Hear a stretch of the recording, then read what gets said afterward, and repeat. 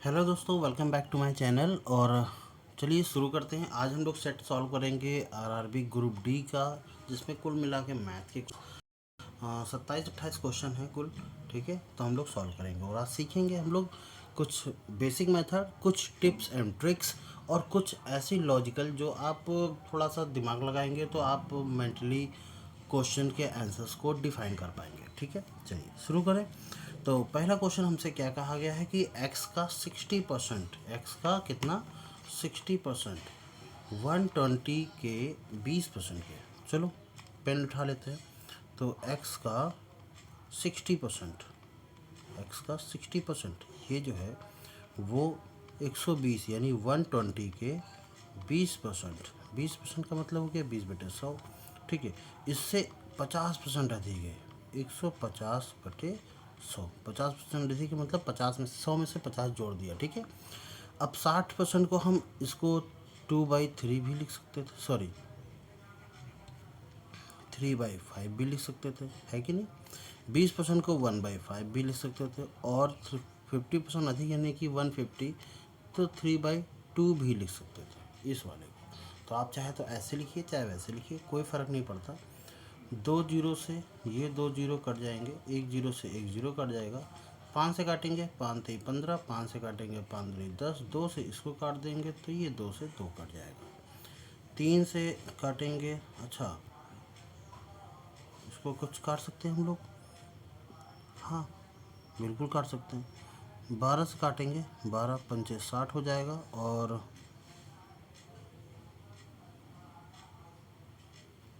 5 से काटेंगे 5 दूनी 10 20 और 20 3 कितना हो जाएगा 60। तो x की वैल्यू कितनी आ जाएगी 60। तो हमारा आंसर है 60। ओके, चलिए अगला क्वेश्चन करते हैं कि एक गोले का आयतन मीटर क्यूब में ज्ञात कीजिए जबकि उसका पृष्ठीय क्षेत्रफल। तो आपको पृष्ठीय क्षेत्रफल का फॉर्मूला पता होना चाहिए। तो सरफेस एरिया ऑफ स्फेयर वो कितना होता है, वो होता है 4πr²। में ज़्यादा छोटा लिख रहा हूँ क्या, 4πr²। और इसकी वैल्यू है 144 पाई के बराबर। पाई से पाई कैंसिल हो गया। 4 से डिवाइड करोगे तो आधा करेंगे 32 और उसका आधा करेंगे तो 72 और 36। ठीक, तो आर की वैल्यू कितनी आ जाएगी 6। ऑब्वियस सी बात है 6 आ गई। हमसे कह रहा है वॉल्यूम ज्ञात करो। तो वॉल्यूम क्या होता है, वॉल्यूम का फार्मूला पता होना चाहिए 4/3 πr³ तो 4/3 पाई। पाई की वैल्यू हम रखेंगे नहीं क्योंकि सारे आंसर्स पाई में ही आ रहे हैं। और r³ का मतलब हो गया 6 का क्यूब। 6 का क्यूब का मतलब है 6 इंटू 6 इंटू 6। तो 3 से काट देंगे एक 6 को, 3 2 6, ये आ जाएगा 36। और ये कितना हो जाएगा 4 दूनी 8, 8 इंटू 36। तो 8 छंग 48 के 8, तो जाहिर सी बात है आखिरी में 8 आ रहा है तो यहाँ पर देख लीजिए ऑप्शन नंबर सी सही हो जाएगा। तो इसको हम लॉजिक बोलेंगे कि हाँ हमने ये देखा कि यूनिट डिजिट में 8 आ रहा है और 8 किसी और में है नहीं, इसलिए यही आंसर सही होना चाहिए। क्लियर, अब मल्टीपल करके देख सकते हो, यही आंसर आएगा। अगला क्वेश्चन में कहा गया है कि 4/45 में हम क्या जोड़ें। मान लेते हैं x जोड़ें कि वह कितना हो जाए 5/9 हो जाए। भाई इसको भी देखो, नीचे डिनोमिनेटर में 45 नहीं है तो इसको भी 45 बनाने के लिए हम क्या करेंगे 5 का ऊपर नीचे मल्टीपल, यानी कि ये आ जाएगा 25/45। अब 4 में से हम कितना जोड़ें कि 25 हो जाए, 16 जोड़ दें, सॉरी 21 जोड़ दें। तो x की वैल्यू कितनी आ जाएगी 21/45। अब कुछ कट रहा है, 3 से काटो, 3 7 21 और 3 से काट दिया तो 15 3 45, यानी कि 7/15। ऑप्शन नंबर बी सही है। अगला करें। हाँ, आप लोगों से एक थोड़ी सी रिक्वेस्ट ये रहेगी कि आप लोग ना पहले क्वेश्चंस को सॉल्व करिए और फिर अगर आपसे नहीं होता है तो आप आंसर देखिए। पर आजकल इतने सारे वीडियोस और इतने सारे शॉर्ट्स के चक्कर में मैं आपसे बस एक ही कहूँगा कि पढ़ाई थोड़ा सा ना देखने से नहीं होने वाली, तो आपको करना पड़ेगा। यकीन मानिए कि जब तक कि मैंने एनटीपीसी का भी निकाला हुआ है, सीजीएल 2 बार निकल चुका है, एमटीएस निकल चुका है, मतलब इतने सारे पेपर निकले हैं। और जब ये कब तक नहीं निकले थे, जब तक कि मैं सिर्फ वीडियोस देखता था, जब से लगाना शुरू किया है कि जब भी वीडियो है मैं कॉपी पेन लेके बैठ जाता हूँ और खुद से भी ट्राई करता हूँ। वीडियो को पॉज करके वीडियो की स्पीड को हम 2x कर देते हैं और उसके बाद सॉल्व करते हैं और फिर उसके बाद आंसर निकालते हैं उस 2x की स्पीड में ही, उनसे पहले। या 1.75 या 1.25 भी लगा सकते हो, इसको 1.5 भी लगा सकते हो। ठीक है, आप अपने अनुसार इस तरीके से करके देखो, आपको निश्चित लाभ मिलेगा। थोड़ा टाइम लगेगा, 1 से 1.5-2 महीने लग सकते हैं, पर लाभ मिलेगा। कह रहा एक्स वाई के प्रत्यक्ष रूप से बदलता है, यानी एक्स वाई के रूप में बदलता है। कह रहा एक्स की वैल्यू 24 रखने पर वाई का मान जो है, वाई का मान वो एक्स से 25% अधिक है। 25% अधिक का मतलब है कि 5/4 है। डायरेक्टली लिखूँ मैं 5/4, 4 से 1 यूनिट ज़्यादा 5। ठीक है, अब एक्स की वैल्यू कितनी आ जाएगी, 24। अगर मैं यहाँ 24 लिखता हूँ तो 4 से काटेंगे, 4 6 24, 6 पंचे 30, तो वाई की वैल्यू कितनी आ गई, 30। ये एक चीज़ ध्यान रखना, 24 रखने पर y की वैल्यू 30 आ रही है। ये x है और ये y है। हमसे कह रहा है y का मान जब 45 हो जाएगा तब क्या होगा। तो ऐसे देख लो, 24 रखने पर 30 आ रही है, तो आधा करेंगे तो 12 रखने पर ये वैल्यू 15 आ जाएगी। 45 यहाँ करना है, इंटू 3 कर देते हैं। क्या कर देते हैं, इंटू 3, तो 15 थे 45। तो y का मान जब 45 रखेंगे तो इसमें भी क्या हो जाएगा, इंटू 3 हो जाएगा। तो 12 थे कितना आ जाएगा, 36। तो ऐसे लॉजिक भी लगा सकते हो। या फिर दूसरे तरीके से आपने जैसे ही निकाल लिया कि y का मान 30 आया है, कब, जब x का मान 24 रखा गया। तो 24 और 30 के बीच में क्या रेशियो है, 6 से काटा, 6 चौको 24 और 6 पंचे 30, यानी कि 5 और 4 का रेशियो, 4 और 5 का रेशियो। अब ये कह रहा है कि x का मान क्या होगा, मान लेते हैं x का मान कुछ भी रख लो, a रख लो। y का मान कब, 45। तो जिसके काट लो, 5 से काटेंगे तो कितना आ जाएगा, 9 गुना 45, और 9 चौको कितना हो जाएगा, 36। यानी कि जब 45 रखेंगे तो a की वैल्यू यानी जो x की वैल्यू होगी वो 36 होनी चाहिए। तो चाहे तो आप ऐसे कर लो।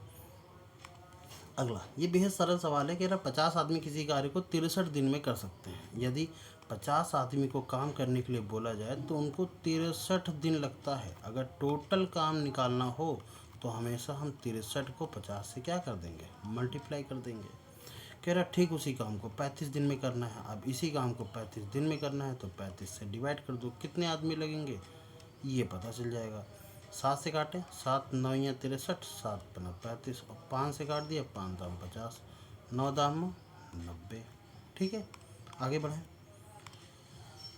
कह रहा वह सबसे छोटी छोटी संख्या क्या है जिसमें 735 से गुणा करने पर 42 से विभाजित हो जाती है। एक चीज़ बताना, 735 हमें कुछ दिख रहा है, 42 से विभाजित हो रही है। 42 में क्या होता है, 42 में होता है क्या, 7 और 6, 7 6 42 होता है। क्या ये संख्या 7 से कट रही है, हाँ, 7 1 जा 7 और 7 5 जा 35, 105 आया, बिल्कुल काट रही है, कट रही है। और 6 को हम क्या लिख सकते हैं, 2 और 3। क्या ये संख्या 3 से भी कट रही है, हाँ बिल्कुल, 3, ये 35 तय होता है 105, यानी ये संख्या 3 से भी कट रही है। अगर इसका फैक्टर निकालूं तो ये हो जाएगा 7 इंटू 3 इंटू कितना, 35। ठीक है, 35 को भी मैं 5 इंटू 7 कर सकता हूँ।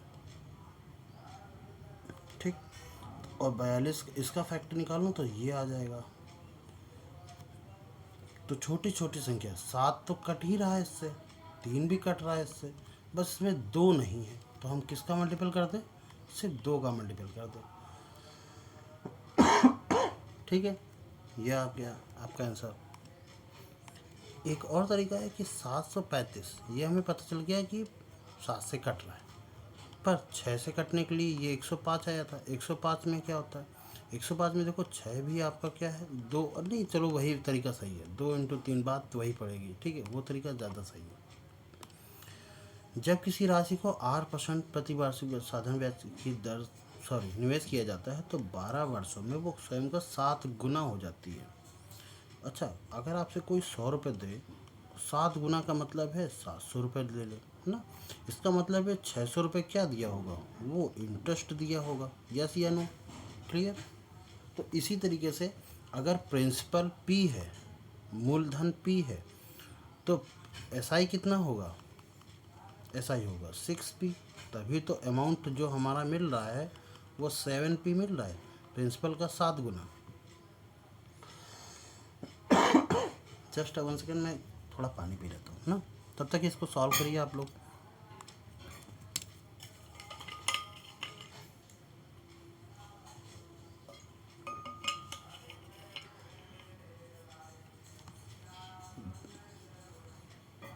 ओके, तो SI बराबर क्या होता है? प्रिंसिपल रेट टाइम अपॉन में 100 होता है कि नहीं? SI कितना है? 6P। प्रिंसिपल कितना है? P। रेट हमें पता नहीं है अभी, हाँ टाइम जरूर 12 साल लग गए हैं, बटे 100। अब इससे इसको काट सकते हैं, 6 से काटेंगे, 6 दूनी 12, 2 से काटेंगे तो ये आ जाएगा 50। तो R बराबर कितना आ जाएगा? 50%। ऑप्शन नंबर डी सही है। अगला करें, एक पाइप ए किसी टंकी को 12 घंटे में भर सकता है, पाइप बी उसी टंकी को 20 घंटे में खाली कर सकता है। घंटे में खाली कर सकता है यानी माइनस साइन रहेगा। दोनों पाइप को एक साथ खोला जाता है, पर पाइप बी को h घंटे बाद बंद कर दिया जाता है। अगर मैं दोनों का एलसीएम ले लूँ तो कितना आ जाएगा? 60 आ जाएगा, हाँ या ना? तो 12 पंचे 60 और 20 23 60, 3 माइनस का पर, अच्छा पर डे की ज़रूरत नहीं है, देखते हैं।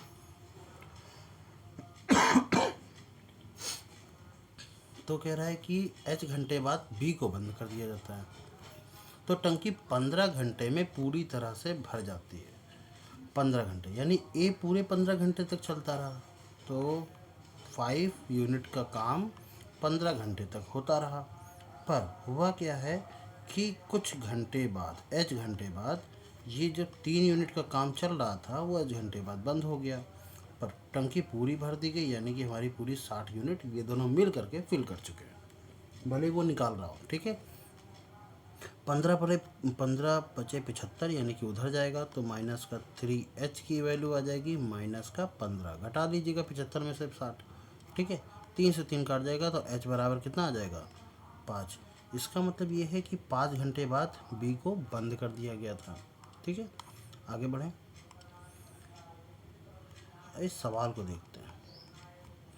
कह रहा है 44, 48, 42, 46, फिर 40, फिर डैश, 38 और फिर डैश। मैं कलर चेंज कर लेता हूँ।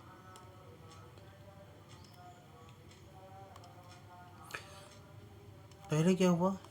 4 ऐड हुआ, फिर 6 माइनस हो गया, फिर 4 ऐड हो गया, फिर 6 माइनस हो गया, अब 4 ऐड हो जाएगा, इसका मतलब है कितना हो जाएगा?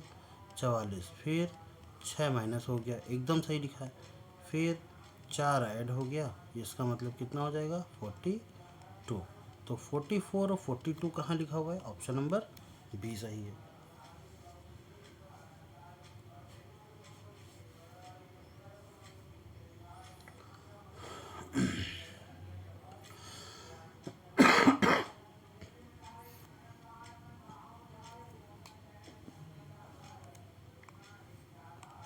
या ऐसे देख लेते, देखो ये और इसके बाद ये अच्छा, इनमें तो कुछ नहीं मिलेगा।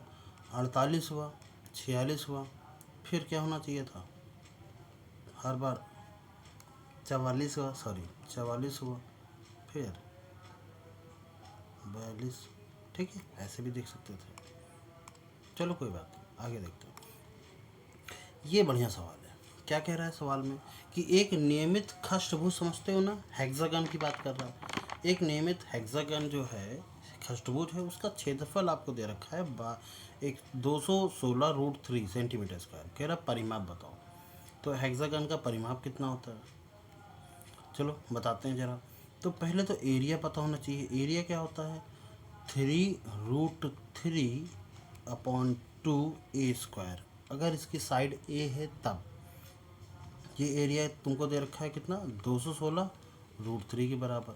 √3 से √3 कट जाएगा, 3 से इसको काट देंगे, 3 सतह 21, 3 दूनी 6, 72 का दुगना 144, तो ए स्क्वायर की वैल्यू आ जाएगी 144, जबकि ए की वैल्यू उसी जगह कितना आ जाएगी 12, ए की वैल्यू 12 आ गई सेंटीमीटर में। कह रहा परिमाप ज्ञात करो। खष्टभुज में कितनी साइड होती हैं, 6 साइड होती हैं, 6 इंटू ए, यही हो जाएगा पेरीमीटर। तो 6 इंटू 12, 12 6 72, कितना हो जाएगा 72। आगे बढ़े। अब अगला सवाल है कि सेक 75 का मान ज्ञात करो। देखो सेक 75 का मान कैसे ज्ञात करेंगे, ये होता है 1/cos 75, ठीक। तो 1/cos 75 को लिख सकते हैं cos 45 प्लस 30, लिख सकते हैं कि नहीं, यानी वो 1/, में आएगा, जो भी वैल्यू आएगी 1/, में आएगी। अब cos a प्लस b का फॉर्मूला किसी को पता है? 1 मिनट के लिए वीडियो को पॉज करना और सोचना, ज़रा दिमाग लगाना कि हाई स्कूल में आपने cos a प्लस b का फॉर्मूला याद किया होगा, हाई स्कूल या फर्स्ट ईयर में याद किया होगा ट्रिग्नोमेट्री, ठीक है। तो वो होता है cos a cos b plus sin a और sin b।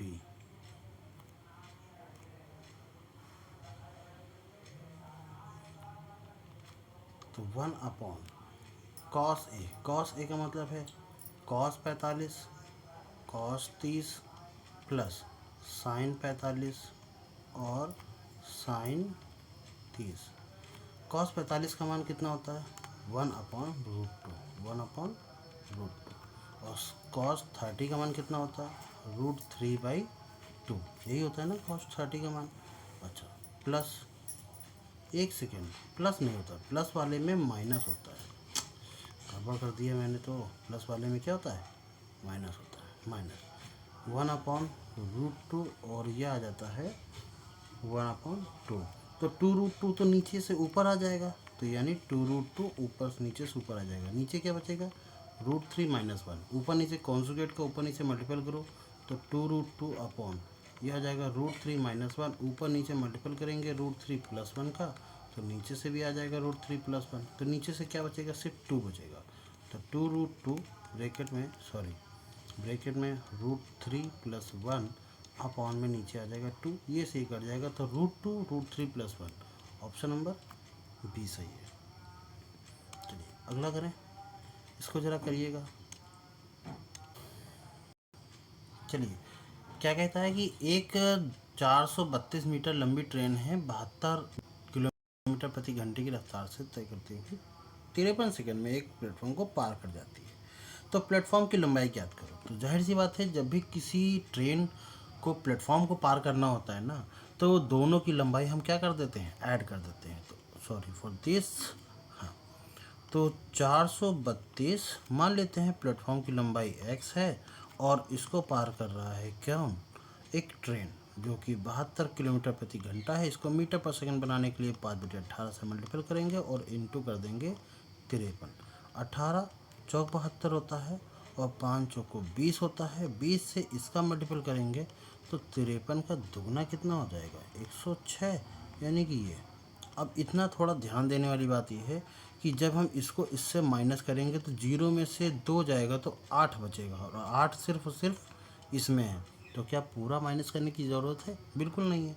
तो ऑप्शन नंबर हमारा ए सही है। चाहे तो आप ऐसे भी निकालिए, अब बहुत सारे लोग ऐसे भी करते रहेंगे कि पहले इसको ऐसे पूरा लिखेंगे और फिर उसके बाद घटा के भी नीचे लिखेंगे 628 मीटर, और फिर देखेंगे ऑप्शन में, फिर टिक करेंगे, तो उसमें ना आपका 10 से 15 सेकंड जाता है, 5 सेकंड या 10 सेकंड तो जाता है, 15 नहीं तो 5 से 10 सेकंड जाता है, ठीक है।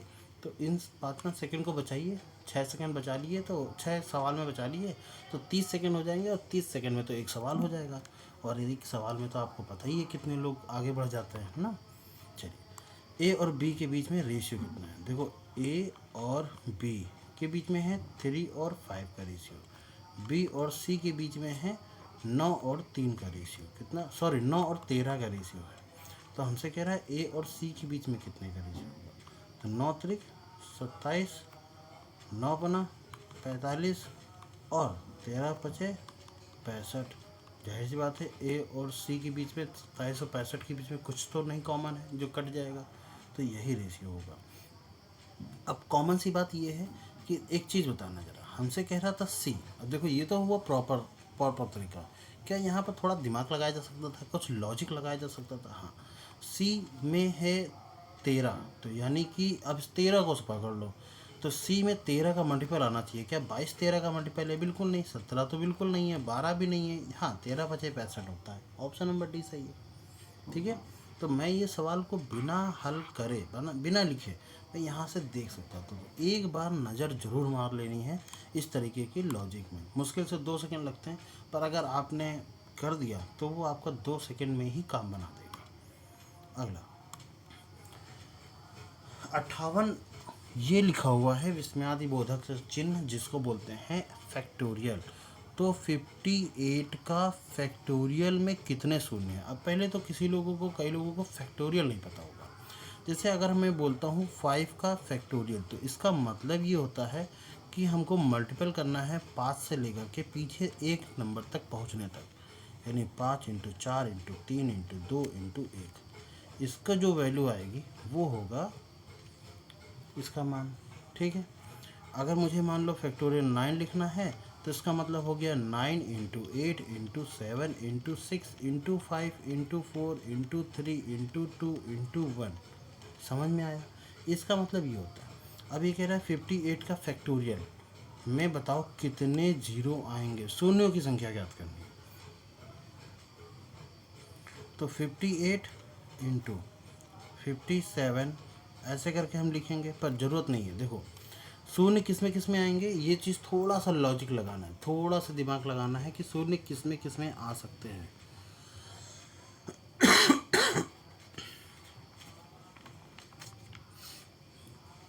एक चीज़ बताना कि जब हम 55 लिखेंगे, क्योंकि शून्य हम हमेशा बनता है या तो 10 से या तो 5 का जब किसी इवन से मल्टीपल होता है तब जीरो बनता है।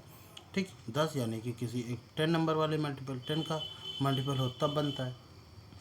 55 में शून्य आएगा, हाँ या ना? ठीक, आएगा। क्या 50 में शून्य आएगा? बिल्कुल आएगा। क्या 45 में? यस। इसी तरीके से 40 में, इसी तरीके से 35 में, सेम 30 में और 25 में, और किस में? 20 20 में, फिर 15 में, फिर 10 में और 5 में। देखो इनके बीच में आपको बहुत सारे इवन नंबर मिल जाएंगे, बहुत सारे मिल जाएंगे। जैसे 54 में भी 2 मिलेगा, फिर 52 में भी 2 मिलेगा। ठीक है, 48 में तो 2 2 करके कई सारे मिल जाएंगे, 4 या 8 8 छंग 48 होता है ना, नहीं 16 16, यानी 2 2 के 4 पेयर मिल जाएंगे।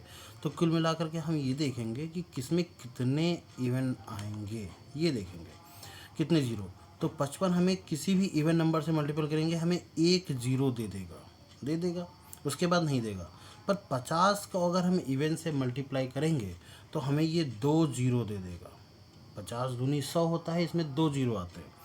सिमिलरली 45 भी हमें एक जीरो देगा, 40 में एक जीरो है ही, 35 भी हमें एक जीरो देगा, 30 भी हमें एक जीरो देगा। जबकि 25 का दुगना होता है 50 और फिर उसका दुगना होता है 100। इसका मतलब इसमें भी हमें 2 जीरो देखने को मिलेंगे। 20 में भी हमें एक जीरो देखने को मिलेगा, 15 में भी हमें एक जीरो देखने को मिलेगा, 10 में भी हमें एक जीरो देखने को मिलेगा और 5 में भी हमें एक जीरो देखने को मिलेगा। कुल मिलाकर के कितने जीरो हो गए? तो 1 2 3 4 5 6 7 8 9 10 11 12 13, टोटल कितने जीरो देखने को मिलेंगे हमें? 13 जीरो देखने को मिलेंगे, हाँ या ना? ठीक है, इतना समझ लो। कितना? 13। अब बहुत सारे लोग ऐसे भी कहेंगे कि भाई 58 था, आप 5 से डिवाइड कर लेते, कितना आ जाता? 11। तो आपको 11 जीरो तो देखने को मिलते ही मिलते, हाँ या ना?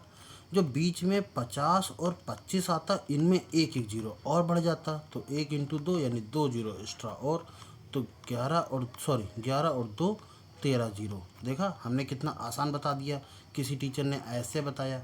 मैंने सिर्फ आपको लॉजिक बताया कि यहाँ पर आपको ये तरीका जो है ये तो आप कर ही लोगे, ये हर बच्चा कर लेगा और ये कुछ लोग ही कर पाएंगे। तो आप ऐसे करिए, हम रिकमेंड करेंगे कि आप ऐसे करिए। पर हाँ, यहाँ दिमाग लगाना पड़ेगा कि 11 के बाद जो 50, 25, 75 ये होते हैं ना, 25 के मल्टीपल, ये ध्यान रखना, ये हमेशा 2 जीरो देते हैं इवन के मल्टीपल के साथ। एक बार इवन का मल्टीपल होगा तो 1 जीरो देंगे और दोबारा इसका जैसे 2 जीरो मिल जाएगा, इसमें 1 जीरो मिलेगा, दोबारा जब इवन का मल्टीपल होगा तो 2 जीरो मिल जाएंगे। इसमें कुछ समझाने की बात नहीं है, इतना तो समझदार हो ही।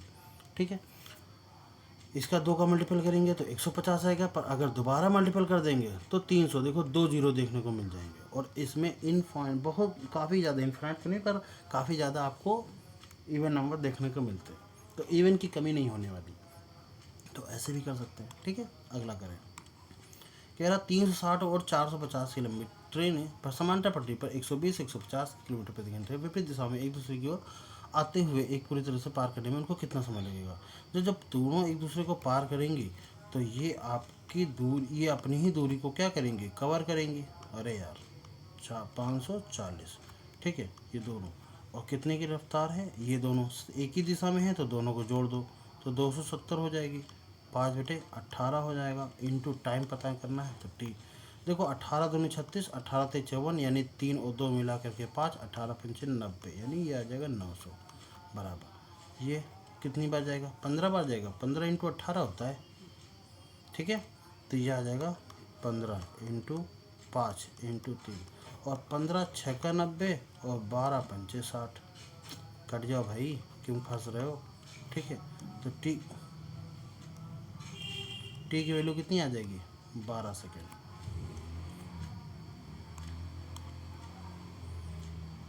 ये सिंप्लीफिकेशन है, इसको सॉल्व करना आप खुद से सॉल्व करेंगे, बताएंगे हमें आंसर कितना आया। ठीक है, वैसे हो जाना चाहिए। क्यों हो जाना चाहिए, क्योंकि कुछ ऐसा है जो बाकी के ऑप्शन में नहीं। ठीक है, तो ईजिली हो जाएगा। चलिए करते हैं। श्रीमान 5800 रुपये को 3 व्यक्ति हैं एक्स, वाई और जेड, ये 4 और 7 और 9 के उसमें बांटते हैं। वाई और जेड को प्राप्त राशि का योग, वाई और जेड, तो 9 8 16, चलो 16 का ठीक है करवाते हैं जरा। तीनों को ऐड करेंगे कितना आ जाएगा, ये 5800 है पूरा, तीनों को ऐड करेंगे तो 7 4 11 9 20, तो 20 एक्स की वैल्यू कितनी आ जाएगी, 5800। ठीक है, एक्स की वैल्यू कितनी आ जाएगी, 58, अरे यार अपॉन 20, तो 0 0 काट देंगे, ये आ जाएगा 290। अब y और z का योग कितना है, y और z का योग है 16x, x की वैल्यू है 290, तो 0 लिखेंगे। 16 9 144 का 4, अब 4 यहाँ पर भी है 4 यहाँ पर भी है, इन दोनों से मल्टीपल ख़त्म। ठीक है, दूसरी बात ये कह रहा है 16 9 144 के 4 हासिल लेगा 14, 16 दूनी 32 और 14 करोगे तो 46, यानी कि 46। तो हमारा ऑप्शन नंबर डी सही है। अब इसमें क्या लॉजिक लगाया जा सकता था, हाँ ठीक है लगा सकते हो। क्या कह रहा है कि y और z का योग कितना है, तो y और z का योग देखा हमने तो 16 बना, यानी कोई भी आंसर होगा वो 16 का मल्टीपल होगा, होगा कि नहीं। ठीक है, 16 का मल्टीपल क्या ये है, बिल्कुल नहीं है। 16 चौको 64, परंतु ये नहीं है। 16 चौको 64, 40 नहीं आता, ये नहीं है, बचा क्या। ठीक है, समझ में आया। तो इस तरीके से आप कर सकते हो, बिल्कुल चेक ही नहीं करना, पर दोनों तरीके से चीज़ें समझनी है। क्या पता आपको तीनों के तीनों ऑप्शन मिल जाए जिसमें 16 का मल्टीपल हो, तब क्या करेंगे। तो ऐसा नहीं कि सिर्फ वही आना चाहिए कि चेक करें ऑप्शन से वही आना चाहिए, आपको बाकी तरीके भी आने चाहिए। ठीक है, चलिए। एक कक्षा में 20 लड़के लड़कियां, अच्छा तो बॉयज़ और गर्ल्स, तो 30 लड़के हैं और 20 लड़कियां हैं, इनका अनुपात कितना होगा, 3 और 2 का। और हमसे ये भी कह रहा है कि लड़के और लड़कियों की औसत लंबाई, लड़के कितने हैं 158 और लड़कियां कितनी हैं 142, ये लंबाई है। हमसे कह रहा है प्रत्येक छात्र की औसत लंबाई ज्ञात करो, तो ठीक है कोई बात नहीं, इनका मल्टीपल इनका मल्टीपल बटे 5। अब 30 का मल्टीपल मत करने लगना, ठीक है, कोई फ़ायदा नहीं है, वो बात वही पड़ेगी। यानी 158 इंटू 3 प्लस 142 इंटू 2 अपॉन में 3 प्लस 2, यानी कि ये 3 और 2 कितना हो जाएगा 5। अब देखो हमें एक चीज़ दिखी क्या, यहाँ 8 है, यहाँ 4 है, यहाँ 6 है, यहाँ 5 है, यूनिट डिजिट सबकी सेम है, क्या यूनिट डिजिट लगाओ, 8 त्रिक 24 में 4 आ जाएगा और 2 दूनी 4 में भी 4 आ जाएगा, दोनों को जोड़ेंगे 8 आ जाएगा, जब 8 को 5 से भाग करेंगे तो 16 पंचे 80, यानी आखिरी में 6 आएगा, क्यों ना क्यों ये ऑप्शन सही है। ठीक है, लगाया हमने लॉजिक, थोड़ा सा हमको कैलकुलेशन करने की आवश्यकता नहीं है, क्योंकि लॉजिक लगा लिया कि हाँ यही आना चाहिए 6, यूनिट डिजिट अगर 6 सब में होता तो भाई हम मल्टीपल करते, फिर ऑप्शन ही मतलब फिर कोई चारा ना होता, तो कर लीजिएगा वही आंसर आएगा। फिर आपसे ये भी कहा गया कि a प्लस बी का बताइए क्या मान हो सकता है, तो आपके सामने वैल्यू लिखी हुई है 48, b 29, 7 a 54। तो सबसे पहले हम ये वाले इवन ऑड प्लेस वाले सारे लिख लेते हैं, क्यों लिख ले, 4b9, तो 9 4 13 और 13 4 17, ए प्लस बी, अच्छा इनके बीच में भी प्लस है, इक्वल टू, अब 8 2 10 7 17 5 22, ये हो जाएगा 22। अब 17 उधर माइनस करोगे तो ए प्लस बी की वैल्यू क्या आ जाएगी, 22 में 17 घटाओगे 5 आ जाएगी। इस तरीके से प्लस माइनस करोगे तो जल्दी पहुँचोगे।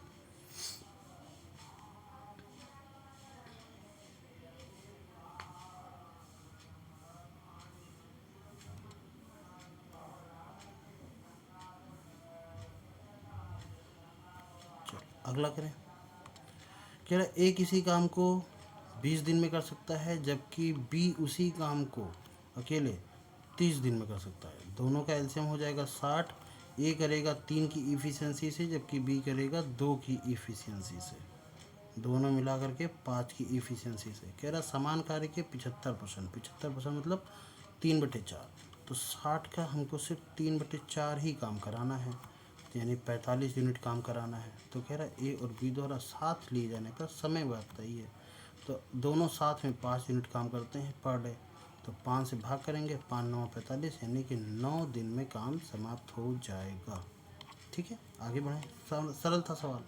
एक ट्रेन ए से बी तक 45, जाने में उसको 45, आने में उसको 30 किलोमीटर की गति से यात्रा करता है। पूरी यात्रा के दौरान औसत गति ज्ञात करो। देखो अगर दूरी सेम है, अगर डिस्टेंस सेम है, तो एवरेज का हम लोग बहुत बढ़िया वाला फार्मूला लगाते हैं, 2ab upon a plus B. बहुत सारी किताबों में 2xy upon x plus Y लिखा है, तो उससे कोई फ़र्क नहीं पड़ता, x और y ये दोनों डिफरेंट चालें हैं, ठीक है, जाने और आने के लिए। तो 2 इंटू 45 इंटू 30, और 45 और 30 बना कितना नीचे 75, 15 3 45, 15 5 75, 5 से काट दिए 5 6 30, 3 दूनी 6, 6 6 36, तो आंसर हमारा 36 है, ऑप्शन नंबर डी सही है। अब क्वेश्चन में कह रहा है 72 और 42, सॉरी ये इंटू नहीं है और है, 42 का एलसीएम ज्ञात करो। ठीक है, अब एलसीएम ज्ञात करेंगे, चलो ये 72 होता है कितना 12 इंटू 6, 12 6 72, और ये होता है 6 इंटू 7, तो 6 तो इसमें पहले ही आ चुका है, सिर्फ 7 की कमी है, यानी 72 में 7 की कमी है, 7 का गुणा करेंगे, 7 दूनी 14, 7 7 49 और 1 50, हो गया हमारा आंसर, आसानी से हो गया, कोई दिक्कत नहीं। पर अब बहुत सारे लोग ये भी कहेंगे कि भाई 72 है और 42 है, 42 हमेशा 7 से बनता है, 42 में 7 और 6, जब एलसीएम लेंगे तो 7 तो आएगा ही आएगा। क्या 7 के टेबल में 72 आता है, बिल्कुल नहीं आता। ठीक, अब 7 से इसको करो डिवाइड, 7 दूनी 14, 7 चौक 28, इसमें तो आ रहा है, इसमें देखो 7 पना 35, 38 आ गया, बिल्कुल नहीं, इसमें भी आ रहा है। अब क्या करें, दो ही ऑप्शन फंस गए, अब एक काम करो 6 से भी काट दो, 6 से देख लो, 6 दूनी 12, 6 6 48, लो इसमें फंसे। फिर 9 से भी काट के देख लो। तो ऐसे करके कितना चेक करोगे? जाहिर सी बात है सीधा आंसर डायरेक्टली मिल सकता है हमें। ठीक है, अब कह दो कि 72 में 9 है तो 9 भी आना चाहिए। तो 9 से करेंगे, 9 का नम 9, 17, 78, इसमें नहीं आएगा 9 का टेबल, इसमें आ जाएगा जबकि। तो ये आपका आंसर सही है। तो हमें 3 क्राइटेरिया चेक करने पड़ेंगे, एक 7 चेक करना पड़ेगा, एक 6 चेक करना पड़ेगा, फिर 9 भी हम चेक कर रहे हैं। इससे ज़्यादा अच्छा है कि इस तरीके से कर लो, थोड़ा लॉजिक लगा लो, दिमाग लगा लो, तो आंसर जल्दी आ जाएगा। ठीक है, चलो। एक व्यक्ति अपने कार्यालय से इतने कितना 45 किलोमीटर प्रति घंटे की गति से वाहन चलाते समय 1.5 मिनट पहले पहुंच जाता है। जो वो 35 की रफ्तार से चलाता है तब वो 4.5 मिनट बाद में पहुंचता है। बताइए उसके बीच की दूरी कितनी है। अच्छा, एक चीज़ बताना ज़रा कि डिस्टेंस बराबर क्या होता है? डिस्टेंस बराबर होता है स्पीड इनटू टाइम। अगर मुझे यहाँ टाइम निकालना है तो वो हम क्या करेंगे? डिस्टेंस अपॉन स्पीड कर देंगे। मान लो उसके कार्यालय की डिस्टेंस x है, स्पीड कितनी चलाता है वो? 45 की रफ्तार से, तब वो 1.5 मिनट पहले पहुंच जाता था। ठीक है, अब वही डिस्टेंस को हम 35 की रफ्तार से जब कवर करते हैं तब उसको कितना लगता है? 4.5 मिनट। इन दोनों के बीच का अंतर कितना हुआ?